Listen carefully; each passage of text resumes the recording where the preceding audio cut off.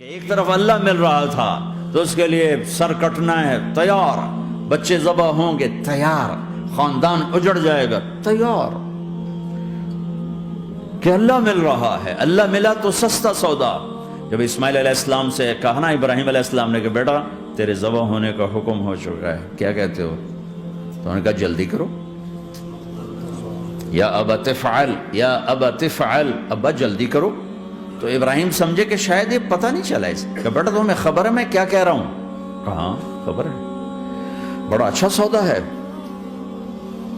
آپ کے بدلے میں اللہ مل جائے گا، اللہ آپ سے زیادہ بہتر ہے، دنیا کے بدلے میں جنت ملے گی، جنت دنیا سے بہتر ہے۔ پھر معصوم بچوں کو خیال، ہاں میری ماں کو ضرور تکلیف ہوگی، تو اپنا کرتا اتارا اور اپنے باپ کو دیا کہ یہ کرتا آپ نے میری اماں کو دینا ہے، جب مجھے کبھی یاد کرے گی تو میرا کرتا دیکھ لیا کرے گی، تسلی ہو جائے گی، اور آپ نے اپنے کرتے میں مجھے کفن دے کے ادھر ہی دفن کر دینا ہے، ادھر نہیں لے جانا مکے کی طرف کہ میری ماں کو وہاں تکلیف ہوگی، میرا کٹا سر دیکھ کر بغیر سر کے پورا دھڑ وہ اس کو تکلیف ہوگی۔ ایسا اطمینان سے، چونکہ اور ذبح ہونے والا بھی ایسی باتیں کرتا ہے، بابا میرے ہاتھ بھی باندھ دے میرے پاؤں بھی باندھ دے، کہ ممکن ہے جب تو چھری چلائے اور میرا ہاتھ پاؤں ہلے تو تجھے لگ کے تمہیں تکلیف نہ ہو جائے۔ پیسے میں چین ہوتا، زندگی میں چین ہوتا نہیں، اللہ کو پانے میں چین ہے، اور ادھر وہ بھی اللہ کو ڈھونڈ رہا ہے۔ ارے میرے بھائیو، 60 برس کی دعا کے بعد بیٹا ملا، 60 برس دعا مانگی، یا اولاد دے دے، اولاد دے دے، اولاد دے دے، 60 سال کے بعد اولاد ہوئی، 84 سال کی عمر میں، 80 سے 84 برس کی عمر میں کے درمیان بچہ ہوا ہے۔ جب وہ 5 سے 10 سال کا ہوا ہے اور ابراہیم 90 کراس کر گئے، 90 کا بیریئر کراس کر گئے، جب مرغی کو ذبح کرتے بھی ہاتھ کانپے، 90 برس 92 سال کا بڈھا تو مرغی نہیں ذبح کر سکتا، تو اس کو کہا جا رہا بچہ ذبح کر۔ مینا کے پہاڑ سختہ تاری ہے، ہوائیں تھم چکی ہے، سورج مدہوش ہو رہا ہے، آسمان کے فرشتے ٹکٹکی باندھ رہے ہیں اور ان کے سانس اٹک رہے ہیں کہ یہ کیا ہو رہا ہے، کیا یہ بوڑھا کر جائے گا، کیا یہ اپنے بچے پر چھری چلا جائے گا؟ باندھ رہے ہیں ہاتھ اور پاؤں، اور پھر بچے نے کہا تھا مجھے الٹا لٹانا، سیدھا نہ لٹانا، کہیں تیری نظر پڑے میرے چہرے پر اور پھر تو رک جائے، نہیں نہیں نہیں، سیدھا الٹا۔ تلہ للجبین، اسماعیل کی وصیت کو قرآن نے بیان کیا، ماتھا ہے ان کے گھٹنے کو ان کی کمر پہ رکھا اور ایسے سر کے بال پکڑے، ایک ہاتھ میں چھری ایک ہاتھ میں سر کے بال، اور یوں آسمان کو دیکھا، اور یوں تھوڑا سا اوپر اٹھایا نا تاکہ نیچے سے چھری چلائے۔ وہ چھری چلا کے مطمئن ہے، وہ چھری چلوا کے مطمئن ہے، پتہ چلا کہ میری سوچ غلط ہے، کسی اور طرف سکون ہے، جہاں میں ڈھونڈ رہا ہوں وہاں نہیں ہے، اپنی مرضی پوری کرنے میں نہیں ہے، اللہ کی مرضی پوری کرنے میں ہے۔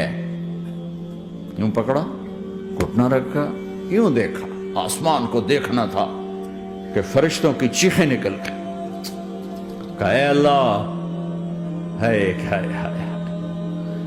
کاش وہ مینا کے پہاڑ ہوتے جہاں یہ قصہ ہوا، اب تو حاجیوں کی وجہ سے انہیں توڑنا پڑا۔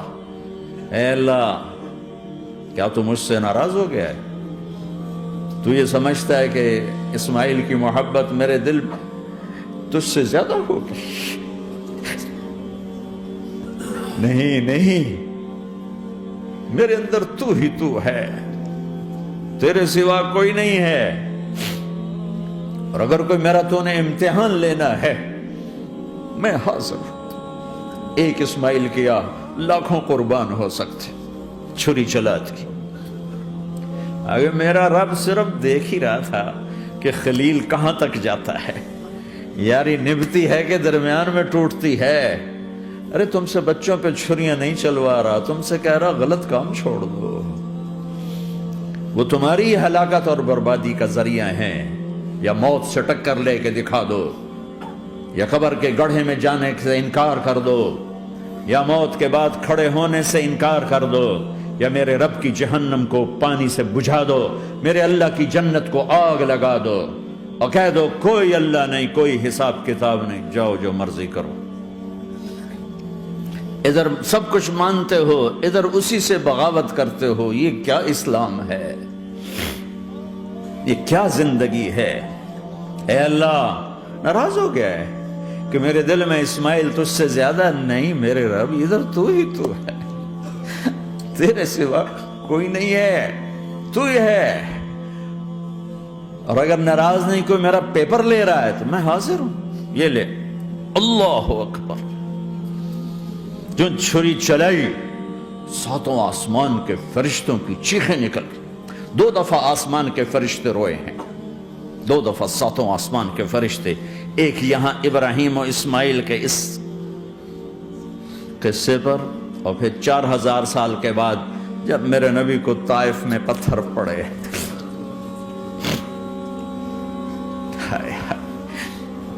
جس کے وجود کی قسمیں کھاتا ہے لعمرک، جس کے چہرے کی قسمیں کھاتا ہے والضحی، جس کی زلفوں کی قسمیں کھاتا ہے واللیل اذا سجا، جس کے منہ سے نکلے بول کی قسمیں کھاتا ہے وقیل ہی، تیرے بول کی قسم، جس کے شہر کی قسم کھاتا ہے وہذا البلد الامین، جس کی صفائی پیش کرتے ہوئے قسمیں کھاتا ہے والنجم اذا ہوا ما ضل صاحبکم وما غوا، جس کی رسالت پر قسمیں کھاتا ہے یاسین والقرآن الحکیم انک لمن المرسلین، جس کے اخلاق پہ قسمیں کھاتا ہے نون والقلم وما یسطرون ما انت بنعمت ربک بمجنون وان لک لاجرا غیر ممنون وانک لعلی خلق عظیم، جس کی صفائی پیش کرنے کے لیے خود آگے بڑھتا ہے، نبی کو موقع نہیں دیتا، خود آگے بڑھتا ہے، خود آگے. انہوں نے کہا اِنَّا لَتَارِكُ آلِهَتِنَا لِشَاعِرٍ مَجْنُونَ، تو قبل اس کے کہ میرے نبی جواب دیتے، اللہ جواب دینے کے لیے آ گیا. فَلَا أُقْسِمُ بِمَا تُبْصِرُونَ وَمَا لَا تُبْصِرُونَ إِنَّهُ لَقَوْلُ رَسُولٍ كَرِيمٍ وَمَا هُوَ بِقَوْلِ شَاعِرٍ قَلِيلًا مَا تُؤْمِنُونَ وَلَا بِقَوْلِ كَاهِنٍ قَلِيلًا مَا تَذَكَّرُونَ. کہنے والوں نے کہا جادوگر، کہنے والوں نے کہا شاعر، ساحر. میرے رب نے خود جواب دینا، شاعر ہے نہ ساحر ہے نہ جادوگر ہے، میرا حبیب ہے، میرا رسول ہے. حضرت عائشہ نے پوچھا یا رسول اللہ آپ کو سب سے زیادہ تکلیف کہاں پہنچی؟ کہ طائف میں.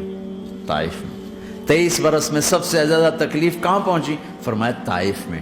جنہوں نے اتنی زیادہ تکلیف پہنچائی تھی ان سے بدلہ لینے کا وقت آ گیا ہے، اور فرشتہ حاضر ہے، اللہ کی منشا شامل ہے، کر دوں؟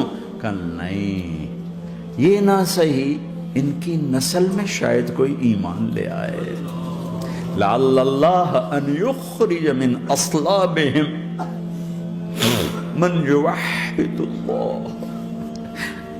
یہ نہیں تو ان کی نسل ہی شاید کلمہ پڑ جائے. میں عذاب دلانے نہیں آیا، میں تو رحمت بن کر آیا ہوں. ما بعثت لعانا، میں لان تان کرنے نہیں آیا، انما بعثت رحمتا، میں تو رحمت بن کے آیا. اب ممبر پہ بیٹھنے والے لانتے برسا رہے اپنوں پر. امت بنو، مسلمان بنو. اس دعا پر آسمان کے فرشتے روئے ہیں. ساتوں آسمان کے فرشتوں میں ہلچل مچ گئی. میرے بھائیو، یہاں کوئی آزاد نہیں ہے. موت سے لڑو، دکھاؤ. بڑھاپے سے لڑ کے دکھاؤ، غم اور دکھوں سے لڑ کے دکھاؤ. یہاں پابند بن کے چلو اس اللہ کے جس کی شہنشاہی ہے، اس اللہ کے جس نے مجھے بنایا، اس اللہ کے پابند بنو جس نے مجھے آنکھوں کا نور دیا، زبان میں بول دیا، جسم میں طاقت دی، عقل کو سمجھنے کے اوصاف دیے، اس اللہ کے پابند بن کے چلو جس نے قرآن کو اتارا، جس نے دھرتی کو بچھایا، جس نے آسمان کو اٹھایا، جو موت دینے والا ہے، جو موت کے بعد اٹھانے والا ہے، اس اللہ کے پابند بن کے چلو جو میرے جسم کو چورا چورا کرنے والا ہے، میری ہڈیوں کو ریت کی طرح ذرہ ذرہ کرنے والا ہے، اس اللہ کی مان کے چلو جو پھر مجھے میرے اس پارا پارا وجود کو پھر جمع کرنے والا ہے، اس اللہ کے سامنے جھکو جو قبروں کو پھاڑ کر مجھے پھر کھڑا کرنے والا ہے، اس اللہ کے سامنے جھکو جو ساری آدم کی مردہ نسل کو دوبارہ زندہ کرنے والا ہے، اس اللہ کے سامنے جھکو جو زمین آسمان کو ایک دن توڑنے والا ہے، توڑ کے پھر بنانے والا ہے۔ اذا السماء انفطرت وَإِذَا الْكَوَاكِبُ انتَثَرَتْ وَإِذَا الْبِحَارُ فُجِّرَتْ وَإِذَا الْقُبُورُ بُعْثِرَتْ، زمین آسمان کو ہلا رہا ہے، موت دے رہا ہے۔ اِذَا زُلْزِلَتِ الْأَرْضُ زِلْزَالَهَا، زمین پہ موت آ رہی ہے۔ اِذَا السَّمَاءُ انفطرت، آسمان مر رہا ہے۔ اِذَا الشَّمْسُ كُوِّرَتْ، چاند سورج مر رہا ہے۔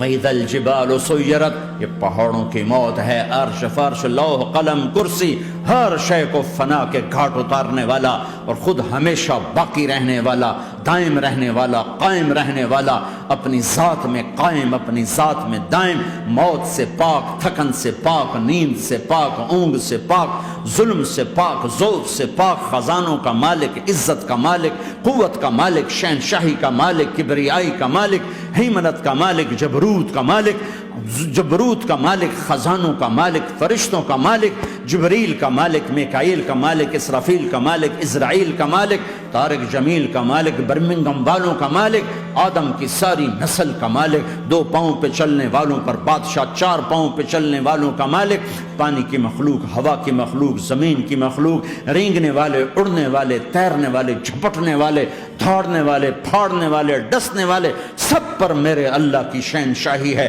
للہ ملک السماوات والارض وما فیہن، لہ ما فی السماوات وما فی الارض وما بینہما وما تحت الثری وان تجہر بالقول فانہ یعلم السر واخفی۔ وہ کون ہے؟ اللہ، اللہ۔